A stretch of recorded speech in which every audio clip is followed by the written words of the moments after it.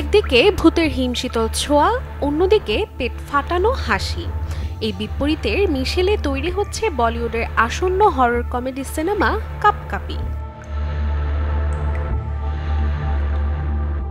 মৃত্যুর পর মুক্তি পেতে চলেছে সঙ্গীত শিবন পরিচালনায় কাপকাপি সিনেমাটি।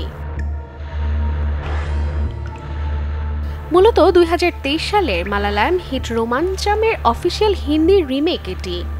তবে শুধু অনুবাদ নয়, নতুন রূপে নতুন মেজাজে এসে হাজির হচ্ছে এই সিনেমা, যার মুক্তির তারিখ ঠিক হয়েছে ২৩ মে ২০২৫।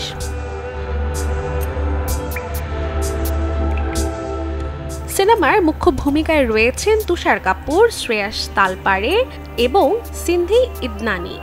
তাদের সঙ্গে আরও এক ঝাঁক মুখরোচক পারফর্মার, যারা একসঙ্গে মিলে একটি হন্টেড হাউসকে করে তুলবে কমেডির রঙ্গমঞ্চ।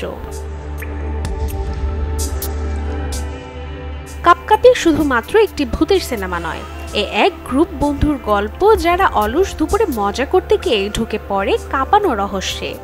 আর সেই রহস্যে যতই গা ছমছম করুক, থামবে না হাসির রোল।